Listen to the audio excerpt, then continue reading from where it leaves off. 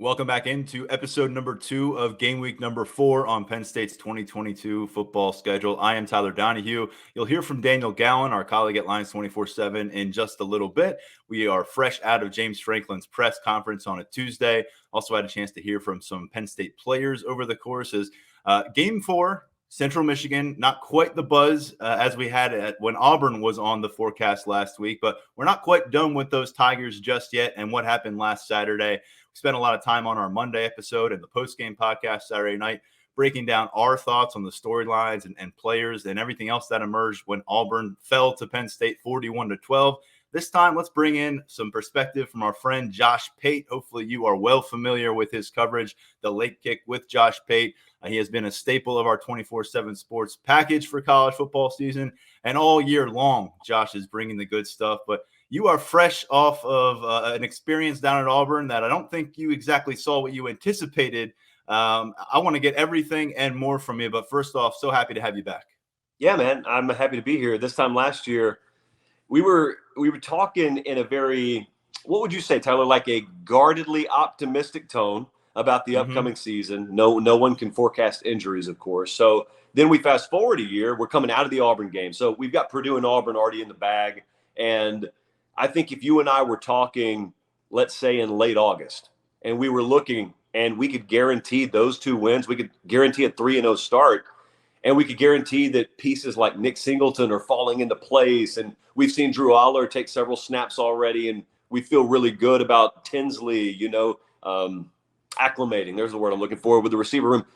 Man, how excited would we think we would be? And it's actually right now, this is how excited we would think we would be if we said all that in late August. So it was a good weekend. And it was also, I know you guys have talked about it a lot on the board there at Lions247, but every fan that I spoke to that was in a white T-shirt, number one, I feel is kind of a kindred spirit with me, not this morning, but in general. And number two, they spoke glowingly about the experience, just like the Auburn folks did when they went up there last year. And those are memory games, man. Like, all due respect to Central Michigan, if you've got a ticket stub to that game this Saturday, it's unlikely you're talking about that game a decade from now. But a lot of people will be talking about the trip down to beautiful, picturesque Lee County, Alabama, a decade from now. And so it was really good to be a part of. Weather cooperated and all that. And so it was really good because I saw a lot of folks that I saw last year. I met a lot of new folks, and we got to see a great pregame environment. And then you guys went and just blew it all to you know what during the game. Well, for those folks who don't remember, we did have Josh on the podcast before the Auburn matchup last year and after the Auburn matchup. And in between, he was in Beaver Stadium soaking up with sights and sounds and recording some of the most impressive footage from that event. And I know it's something that you still share from time to time on social media. But Josh, let's focus on what took place at Jordan-Hare Stadium on Saturday. And let's start here.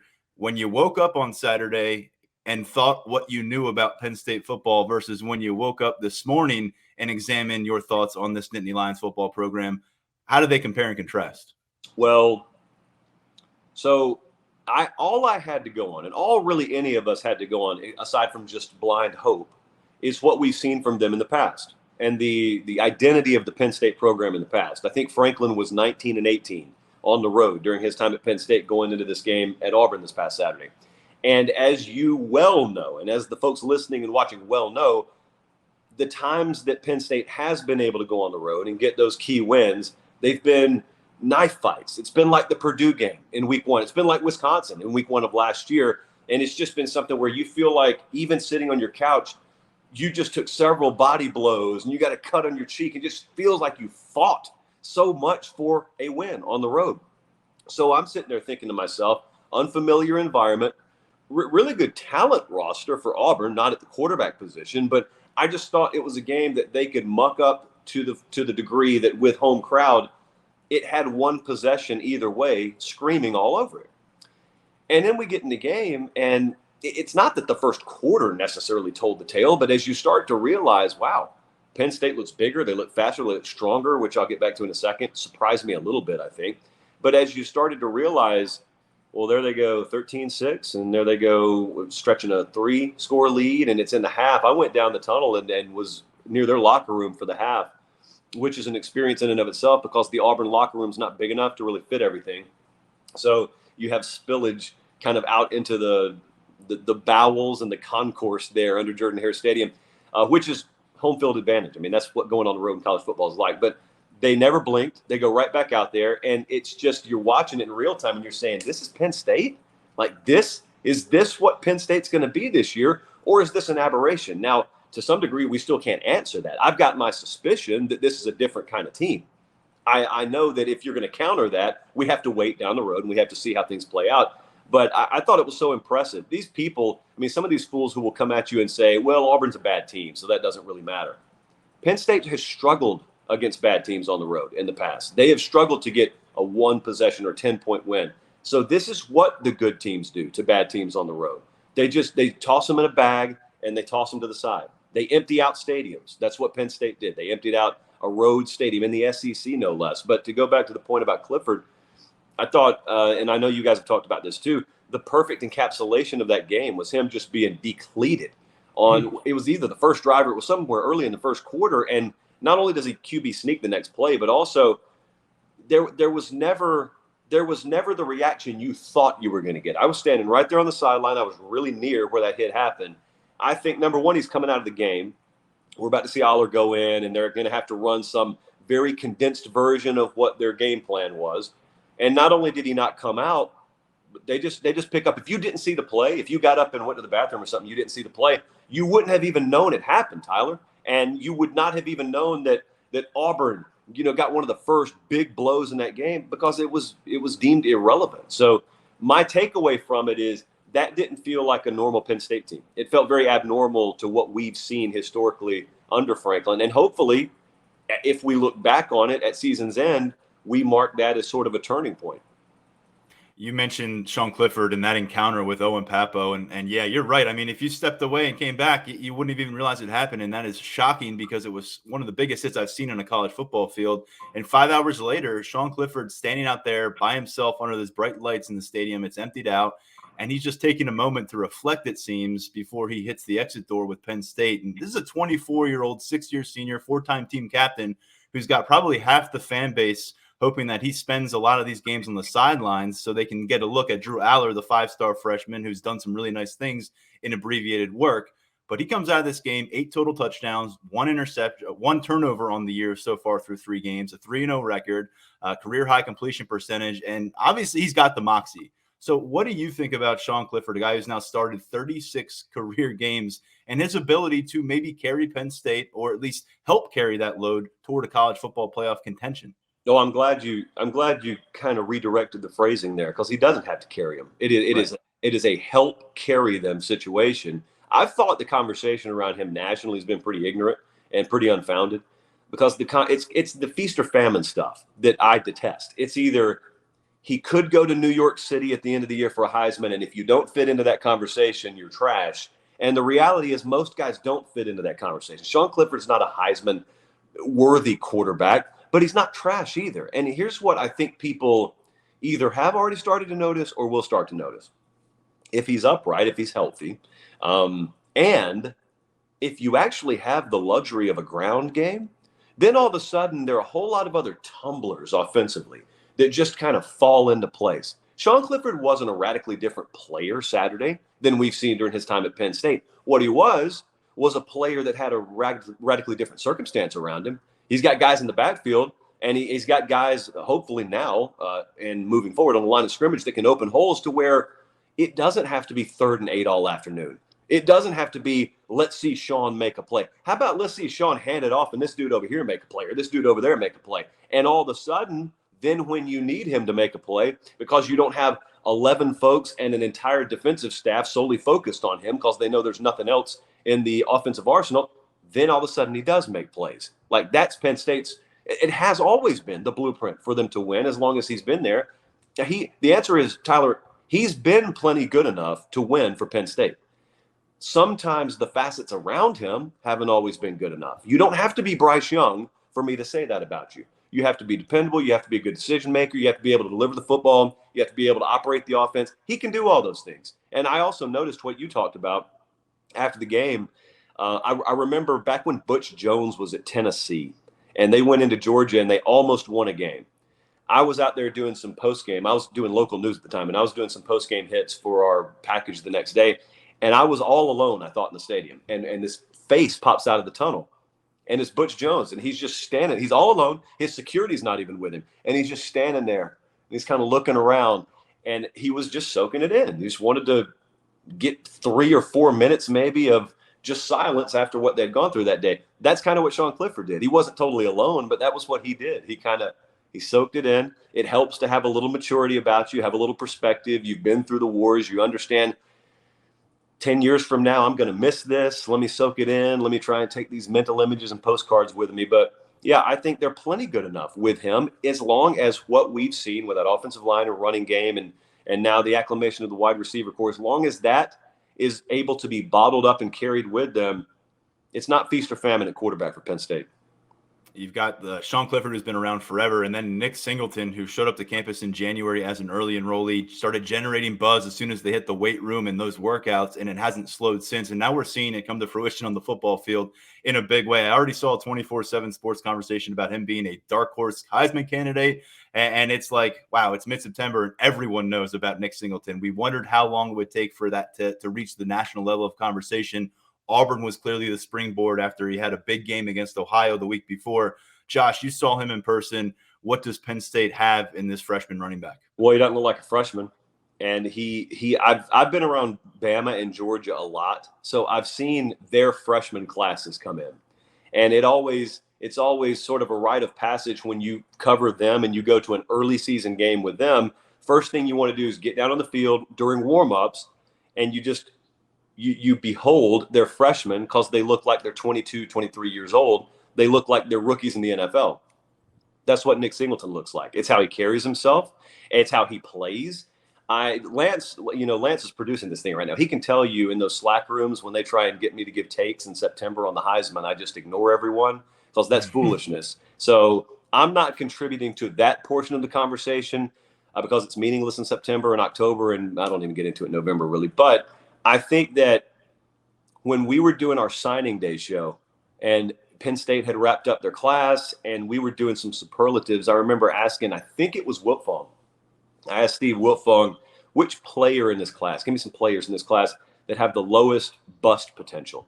And Singleton was a guy, not only Wiltfong, but pretty much everyone circled, because they knew what we're looking at physically here.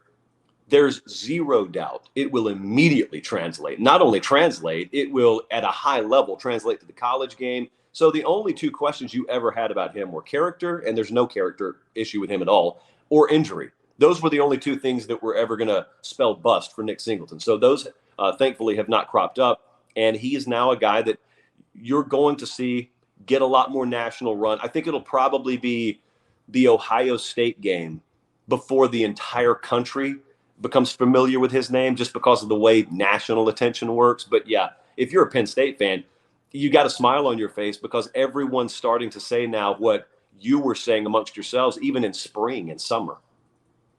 And he's the headliner, but this freshman class, you throw in Drew Aller, who's not as much of a factor on the field, but he's looming. But 4 total touchdowns. Katron Allen had a couple on Saturday as well. 2 sacks from the freshman class. Mitchell Tinsley, a transfer addition, out there as a safety net and a go-to target for Sean Clifford for 3 games. Chop Robinson doing a lot of damage off the edge. This is college football. I mean, you need instant impact guys, whether it's freshman class, transfer portal. They're blending it with a veteran roster in some aspects. But what do you think about the way James Franklin thus far, playing 7 freshmen at least in all 3 of the games, has kind of managed some of the nuances of his roster? Well, it's not just coincidence. He knows what he's doing. That's very much by design.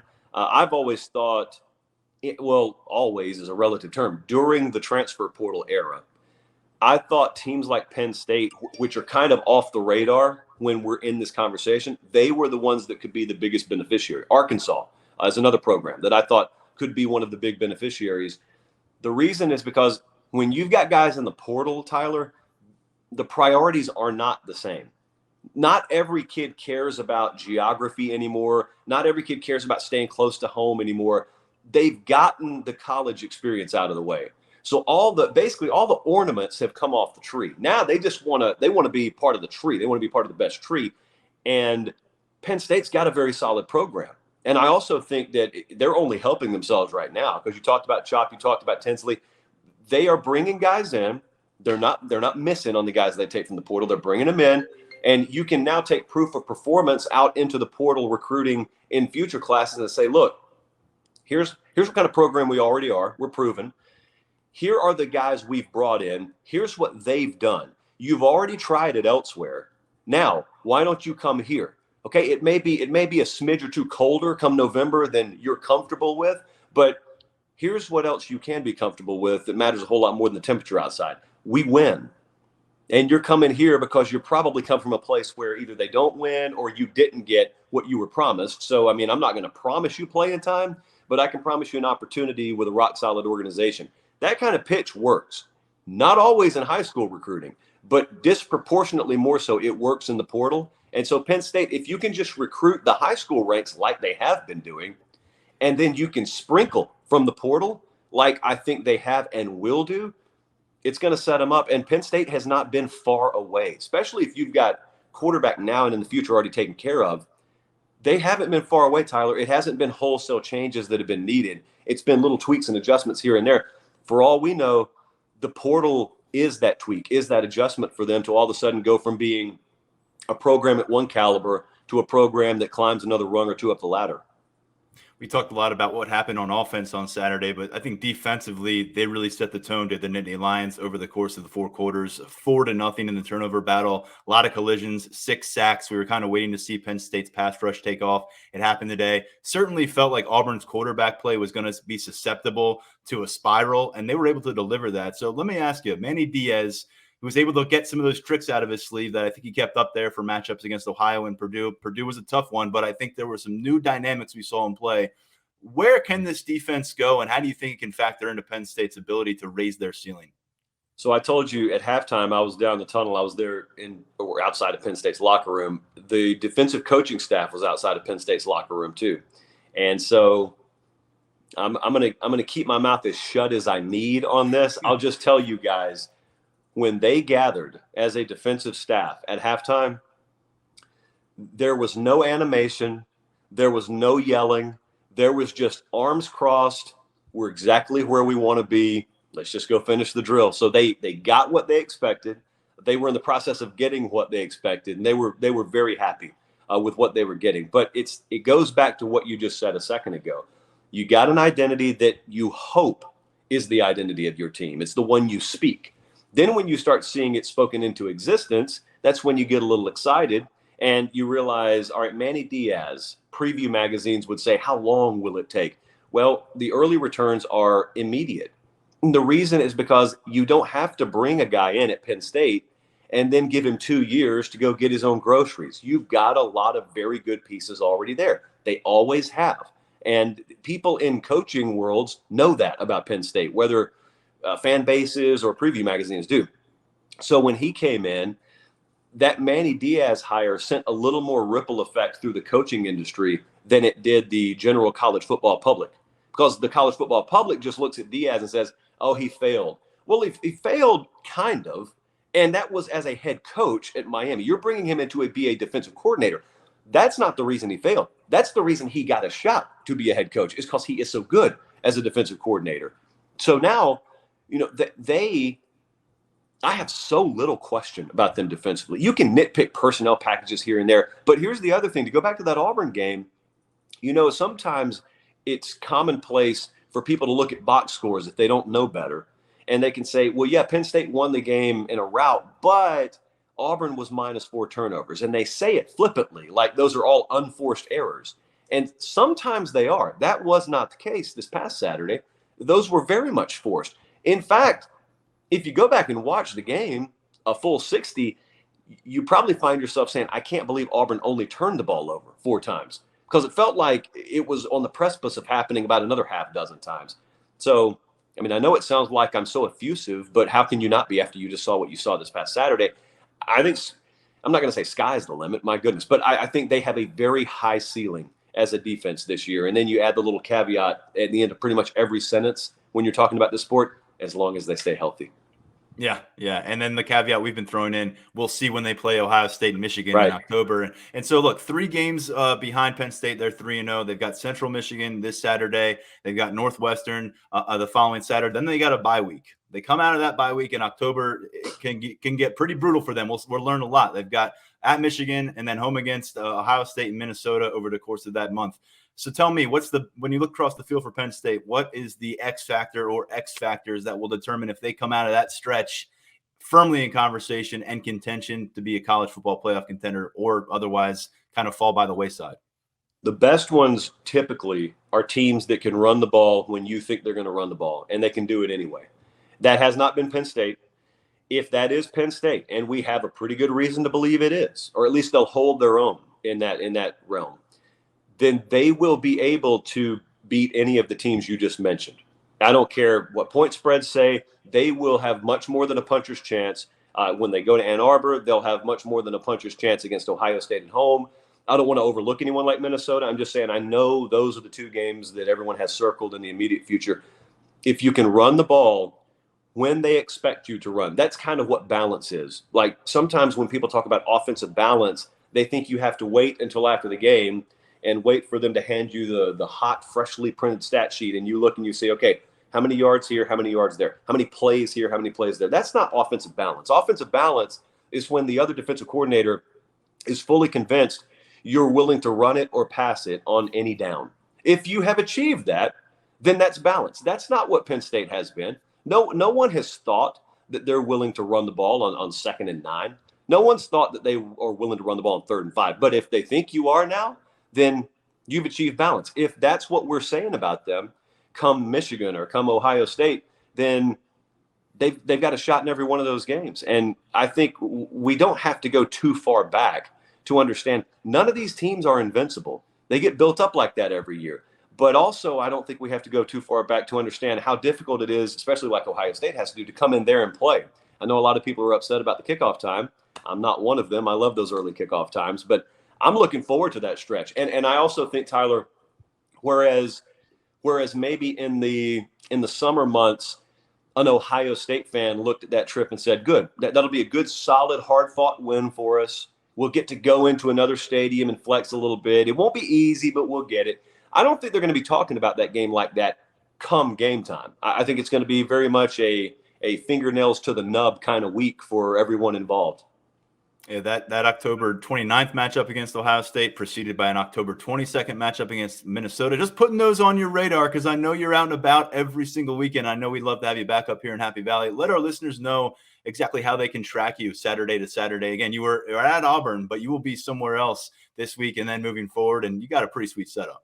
It's really nice. We're really blessed to be able to do what we do here.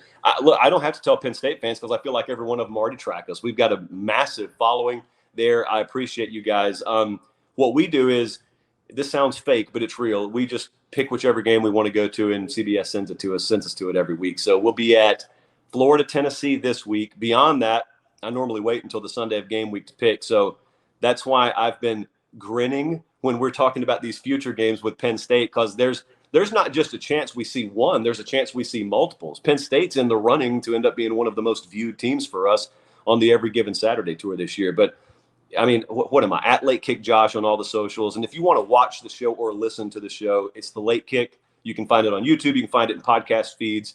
We talk a healthy amount about Penn State. I assume that's only going to ratchet up more and more. And I always appreciate you guys because, like you, I just wear white T-shirts as often as I can. Well, the wife and I have a nice finished basement, a guest bed down here. I thought I maybe had offered up, but I guess you'll have some kind of mansion in the mountains if you make the trip up to Happy Valley with your Verbo deal. So good for you, man. We're excited for you, what the season has ahead and the coverage. I really appreciate you taking some time for some Penn State talk with us right here. I appreciate you having me, Tyler. Huge thanks once again to Josh Pate for hopping on the Lions247 podcast. Hopefully we'll get him back again as the season progresses. Right now, we'll move forward and bring back Daniel Gallen because he and I were both at James Franklin's press conference along with our colleague Mark Brennan. Mark has a full video of that press conference up at Lions247.com. We continue to dissect it. One of the top takeaways here involved Nick Singleton, and quite frankly, the freshman group as a whole has been a hot topic of conversation. That's probably where we'll start. We'll continue here, Daniel, get into a little bit of a Central Michigan look, but just coming out of James Franklin's press conference, what stood out most to you? I'm going to guess it was the subject of the story that you just published on our site. It's got to be the freshmen. I mean, coming out of Auburn, we saw a lot of Nick Singleton, a lot of Abdul Carter, a lot of Katron Allen. these young guys in big spots that maybe at the beginning of the year we might not have penciled in this big of a role. But those young guys rose to the occasion. And since, we're not talking to them yet, we get to talk to James Franklin about them. And he had some really good things to say. I think we have to start with Nick Singleton. I just posted something on Lions247 about kind of what James Franklin has seen from Nick Singleton through these first 3 weeks, where I think it's safe to say at this point, given what he did on Saturday on CBS, that Nick Singleton he's not just a regional name anymore around Pennsylvania. He's not just a big name in the recruiting circles. I think in college football as a whole, Nick Singleton has become someone that you need to know. He's become a factor. And so the question that comes up with these young players is it going to change them? Does success change them? And James Franklin said that that's not the case for Nick Singleton, that it's the same guy that got here in January to enroll early. The players kind of give him a little bit of a hard time. They say that he's no swag, all substance. And Franklin joked that Singleton's probably only said 17 words since he's arrived on campus. So I think a lot of that tracks with people who've been following Singleton's career, people who talked to him during the recruiting process. But yeah, it sounds like it's the same Nick Singleton that Penn State was recruiting out of Governor Mifflin, even though he's the Big Ten Freshman of the Week 2 weeks in a row, even though he scored 2 touchdowns in SEC country on national television. Yeah, it tracks with what you and I experienced in talking to Nick Singleton. I think the next time we talk to Nick, we'll have a lot more to discuss. It'll be a completely different conversation. But, I got him, I've talked about it before, I got him within a few hours of Saquon Barkley surprising him and saying, hey, you're the 2021 National Gatorade Player of the Year. And speaking with Singleton afterward, he was grateful, he was honored, but he wasn't over the moon, and he wasn't like a little kid on Christmas morning like you think that might be the reaction. I know you caught up with him when he was out in Los Angeles for the ESPYs. He's going to be surrounded by the biggest stars in sports from across the country, icons across the America, and he's kind of like, well, just looking forward to getting a preseason camp. And the fact that James Franklin's mentioned he's spoken 17 words, I like that because it lends more credence to what we've been telling people. I think from the outside looking in, you see the number 1 running back in the country, the Gatorade Player of the Year, guy showing up to campus. Is he a BMOC kind of attitude right off the bat? Does he already put himself in those kind of shoes before he's accomplished anything at the college football level? That's not the case with Nick Singleton. I'll also say that's not the case with Drew Aller, the 5-star quarterback. I think he was very quick to push aside the spotlight. We heard it here on the podcast during his high school career a few different times, and denied Dennis Sutton on the podcast as well. And since then, so they've got the makings of a really high-level freshman class, and we're seeing that play out in the football field. But I think maybe just as importantly, especially when you're talking about rotations and guys not going on to be full-time starters in their first year, there is a lot of, I guess, egos in check. And that's not always the case when you're viewing players who are at the top of their rankings, whether it's positional or national in 24/7 sports. You get some prima donna situations, but I think Penn State avoided that. And I think it speaks volumes about where Nick Singleton is coming out of that Auburn matchup. Because Keandre Lambert-Smith, says the same thing today. Humble, a guy who's not necessarily going to be opening up, but he's getting there, and he certainly is comfortable. I think that's important. He's not quiet and staying off in the corner. He's comfortable. Doesn't have much to say. And when you're rumbling for 50+ yards on a consistent basis, you really don't have to say much. Keandre Lambert-Smith sort of just put it as he's a freshman. When you're a freshman, when you're new, when you're coming into a locker room that has some veterans in it, I think that you kind of just inherently, take a back seat, watch, speak to unspoken to, and then watch out. My cat just jumped on my keyboard and right up to the window. Worked out. You gotta go through pod through adversity now, Tyler. Yes. But yeah, I think Keandre Lambert-Smith said that you see Nick Singleton start to open up, start to get more comfortable, and it's just part of being a freshman. It's just part of the process. So maybe by the time Singleton's sophomore, junior, we see someone who's a little bit different, who's maybe he says 34 words instead of 17. But yeah, I think that the early returns from behind the scenes, you always wonder, especially bringing in these highly regarded recruits. locker rooms, the chemistry can be pretty fickle. And it seems like Penn State has done a good job of bringing in not only talented players, but the right guys that will fit in this locker room and what James Franklin wants to do. The mental aspect was spotlighted with Singleton today. It was the physical development with Katron Allen, who's been his counterpart in that backfield as two freshmen. Allen, of course, coming off a matchup where he averaged almost 6 yards per carry against Auburn, a couple of touchdowns, his first 2 career scores at this level. And James Franklin said that he has changed his body as much as any freshman in this group. It's a huge freshman class. And Katron Allen, by the way, coming off a career at IMG where he was a star among stars in a lot of ways, especially as a senior. So it's not like he came in as a slob. This really is impressive, I think, when you kind of go through and say Nick Singleton was there in January. He knew what he was coming into. Katron Allen, everything we heard about him, he wasn't a big media guy, by the way, at all. So there wasn't a lot of conversations, but everything you heard speaking with those around him, there was a chip on the shoulder kind of circumstance. Because when you're at IMG, you don't get all the love because there's a lot of love to spread. And when you're in that backfield, you're probably sharing it with another Power 5 prospect. And when you're sharing your recruiting class as a top 24/7 prospect yourself with the nation's #1 player at the position, I get why you would generate that. And I think the response for him not to just come here with the mentality he was going to work and claim a day one role, but also get himself into tremendous physical shape. And we're seeing that pay off. He is a different kind of running back stylistically than a lot of people anticipated. And I'd imagine the weight loss has contributed to that in a very strong way. Allen came in at 225 pounds. And when Penn State updated the roster, I think before the Ohio game, based on the flip card, he was down to 201, which is a pretty big shift for someone who came in, and especially someone who came in and you knew he was going to play right away or have the chance to. You knew he had a lot of seasoning, and you knew that he was arriving pretty, not fully formed, but really in the process of his development. I wasn't necessarily expecting to peg him as someone who would lose 24 pounds. He came in with the nickname Fat Man, and James Franklin joked a little bit about how that nickname doesn't really apply as much anymore. But Franklin did mention that he does expect Katron Allen to put on some weight in the future, but it's going to be what Franklin called the right kind of weight. So that's something to watch in terms of his development. But I think I said this before, but just watching Allen run has been a lot of fun this year, with the patience, the lateral quickness that he has, the ability to find the hole, the ability to see the hole, and get to where he wants to go. I think is something that we didn't necessarily see from Penn State in the past. Just like Nick Singleton is the home run hitter that they had, I think Allen brings the right level of patience and vision that we haven't necessarily seen either. So I think Penn State's in a really good spot with these 2 freshman running backs.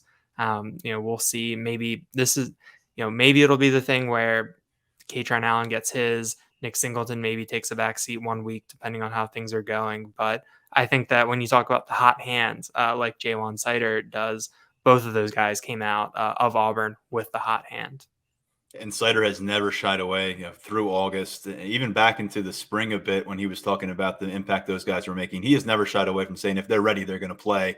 That happened from game one. Katron Allen involved on the game-winning drive in the final 2 minutes at Purdue, and then of course Nick Singleton back-to-back Big Ten Freshman of the Week honors. And by the way, Allen second behind only Singleton in terms of carries for 23 of those through 3 games, and rushing yards with 106 rushing yards through those 3 contests. Defensively, a couple freshmen that are really making their mark. One, Abdul Carter, filled up the stat sheet, led this team with 6 solo tackles, had a forced fumble, had a sack. And he's a guy who I think the key thing here with Abdul Carter is he doesn't need to be registering a stat for you to notice him over the span of a play. And I know Mark referenced that a bit on our last podcast, but James Franklin was asked about Abdul Carter again this afternoon, as he should be, considering number 11's play. And man, he did nothing to tap the brakes on the mounting buzz surrounding his freshman linebacker. The Abdul Carter hype train is really chugging along, and I think that if we keep seeing things like we saw on Saturday, I mean, that's not going to stop. I think that he's someone that we're going to be writing a lot about as the season goes on. I know that over the summer we heard a lot of excitement about him, but at the same time, it was, well, he didn't enroll early. He got here in the summer. He has to make that adjustment. We have to see kind of where he is, but I guess that he arrived and he was ready, and we've seen it from the jump. So yeah, the Abdul Carter, I mean, his athleticism gets described a lot. I think that's something that comes up a lot in terms of what he can do on the field, what he's capable of. But James Franklin talked a little bit today about his approach and told the anecdote about how he went on his home visit in Philadelphia, and right inside the living room there was a weight setup. Right when you walk in. Right when you walk in on the hardwood floors in the living room. It was out of the basement. And to Franklin, that just kind of showed the dedication that Carter had. He spoke about Carter's parents as people that have him kind of set up for success at this level. And, he's come in and he's gotten to work. I think it does help that, similar to how Singleton and Allen are, is that they play a position where, Kevon Lee started the first 2 games of the year, and Abdul Carter's playing behind Curtis Jacobs. And so, there's not that, all right, day one, we need you. It's, all right, let's see what you can do. And so I think that helps in terms of, pressure and expectations. So it really does seem like the sky is the limit for Abdul Carter and what he's capable of doing. And he's someone where every time number 11 is on the field, your eyes are immediately drawn to him because of his size. And then when the play starts, just that speed, that athleticism, the nose for the football, it's a ton of fun to watch. That's saying a lot, because we've seen less than 60 total snaps of this guy in his college career, and there's a lot of kind of mumbling about, hey, what are we seeing from this guy? When's he going to play more? And the question becomes, how does this linebacker rotation, how does it tighten up? Because once you get into that October stretch and you've got Minnesota, Ohio State, and Michigan to deal with, what's it going to look like? And I think who's playing in the box right now? It's Curtis Jacobs, it's Abdul Carter, it's Tyler Elsdon, it's Kobe King, and to some degree, it's Jair Brown. That's a lot of guys to play consistently in matchups, again, where we've seen Penn State historically tighten up some of those rotations, go with starters for longer stretches of the game, series by series. I guess my question is, does Penn State kind of back off that approach to make sure that they're getting all their different facets involved? And do they see Abdul Carter as too much of an ascending figure where maybe a veteran, it's going to cost him a little bit in the grand scheme? It's going to be interesting to monitor, but I think that Penn State is in a good spot with Manny Diaz in terms of he's shown the willingness to mix and match the personnel. I think we talked about it a little bit, where maybe we'll see Curtis Jacobs next to Abdul Carter at some point.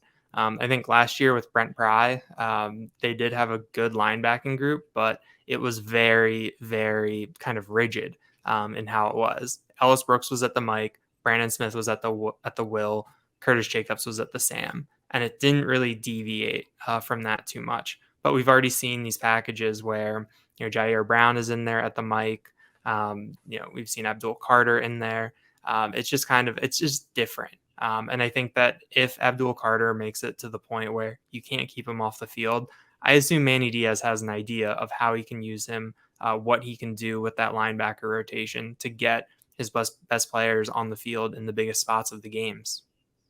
The other player that is ascending, and we saw that reflected on the field on Saturday, was Denai Dennis-Sutton, his first career sack. He's the kind of defensive lineman that Penn State has not won a lot of those recruiting battles. When a guy has Alabama and Georgia as the other hats on the table, it says a lot. And so now he's on board. You've got him on campus in the summer. I want to make note of that. He didn't get to campus like Drew Aller and Nick Singleton, the other 5 stars, in January. Finished out his high school career, got here in the summer, and here he is through 3 games. He's 3 for 3 being involved. Clearly, I think early on you saw kind of getting his feet underneath him at this level, some of those earlier reps. Purdue was a tough game for a defensive end to face their first opponent just because of how that one was set up and structured. But I thought it's very promising to see him in limited work still go out there, get his taste of success, because he's another guy that I circle when you get to that final week or 2 of October. Where is he in that development? And it certainly sounds like, no surprise here, by the way, if you listen to the podcast when he was on a couple of times, mentally he's in a great place and he's buying in. It's just a matter to me of he didn't have those 15 spring practices. So he's at a little bit of a disadvantage there. And you look historically at what Penn State's done with freshmen on the defensive line. there's not a lot of PJ Mustafers to go through. I mean, he played as a true freshman. He played a lot as a true freshman. But a lot of these guys, they've done a good job of kind of tucking away and developing. But Franklin said on signing day, this is not a developmental defensive end. This is a plug-and-play kind of talent based on his physical abilities right off the bat. And he's proving that thus far. But I love that they're not under pressure and he's not under pressure to go out there and be a leading force for this defense in his first September of college football, because that probably would have awaited him at certain campuses. Not Tuscaloosa, not in Athens. But plenty of football teams would have put a lot more on his shoulders right off the bat, though.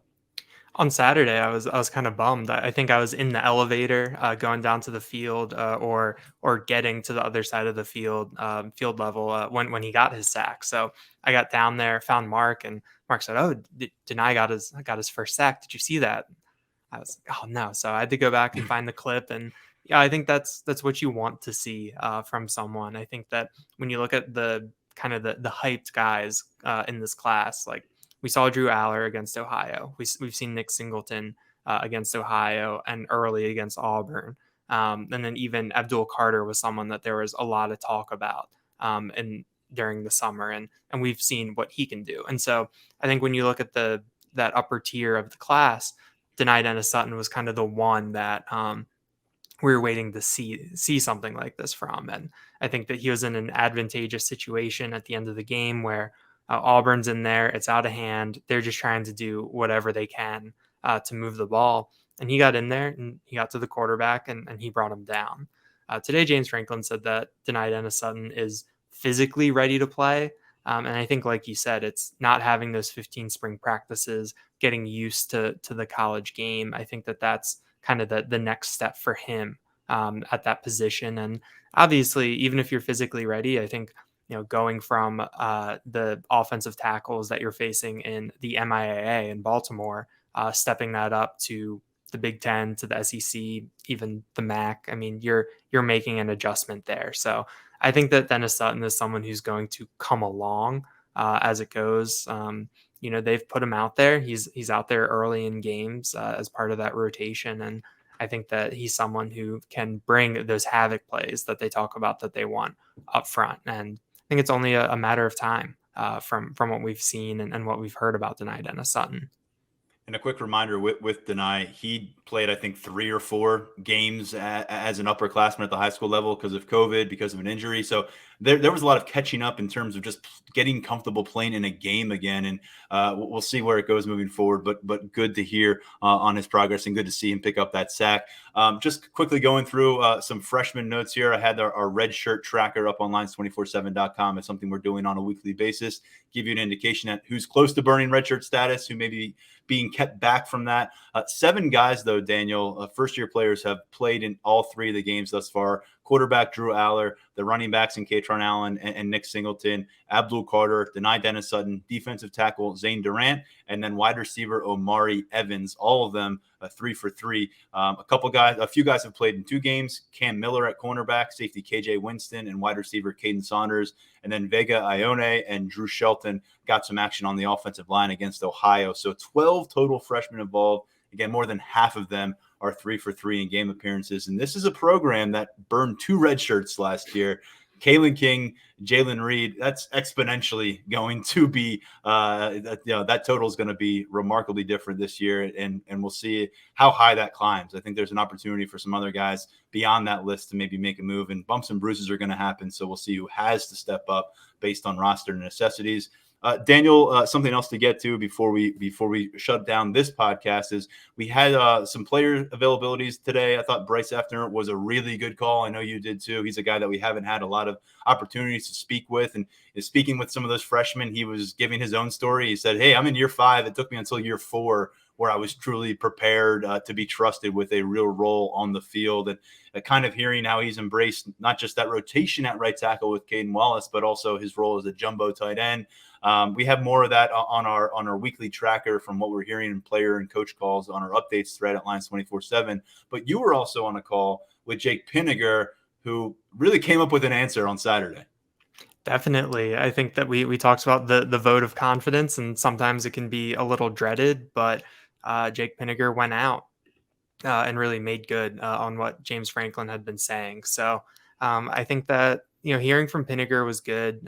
He said that, he kind of said that his performance against Ohio, I think he had a quote that was just, he didn't really have an explanation for it, that it was just very out of character for what he'd been doing. I feel like he was referring more to the extra point in that than the field goal. But, he talked about that, sure, James Franklin said that Ohio got some good push and good penetration, but when it comes down to the kick, it comes down to him. That he said that he knows he needs to make those kicks, and he's just kind of striving for consistency at this point. So I think that was good to hear.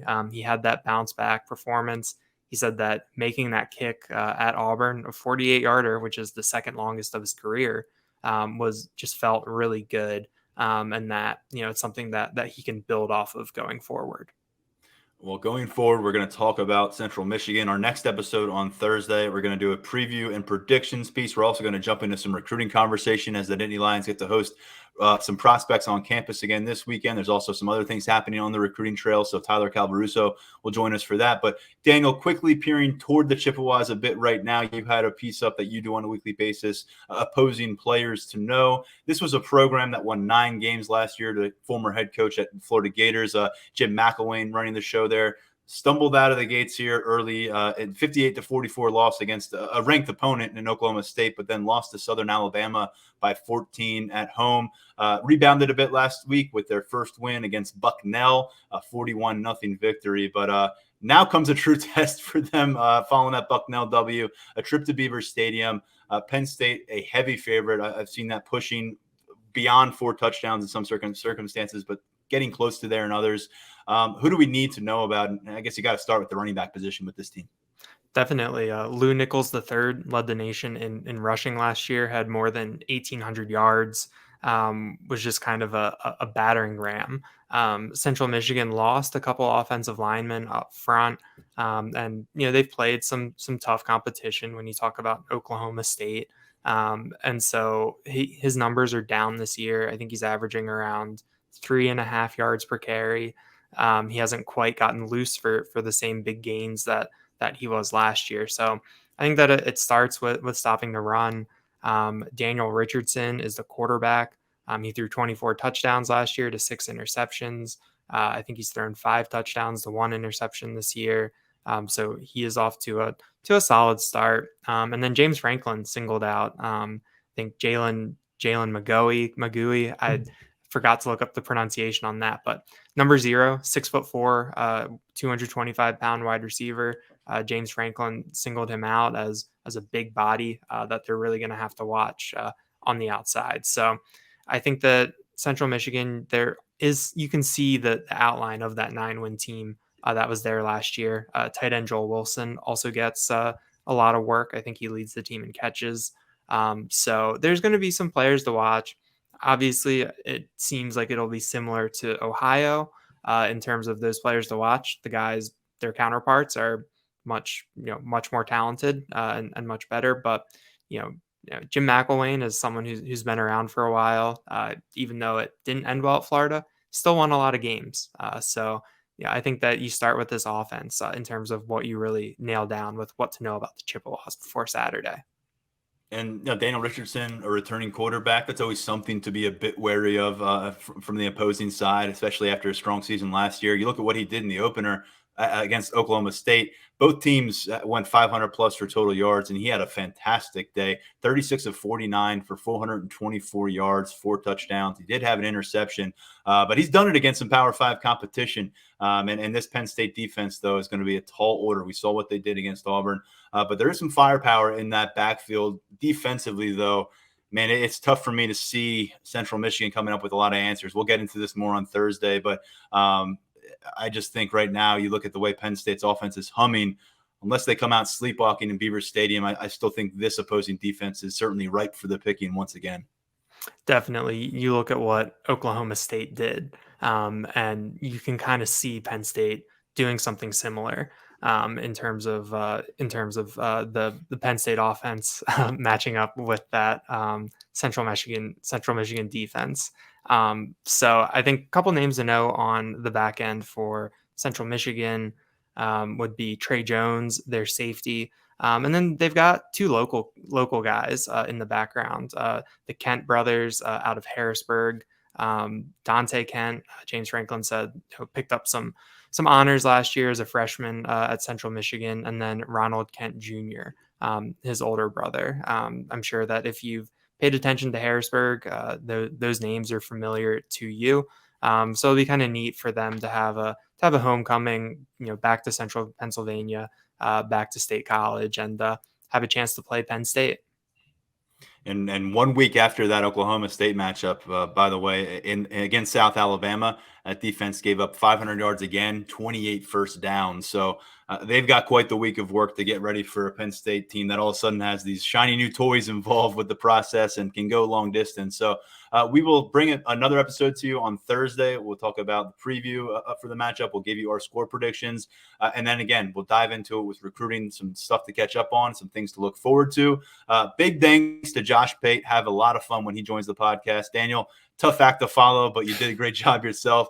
Big thanks to our producer, Lance Glynn. For now, I'm Tyler Donahue. This is the Lions 247 Podcast.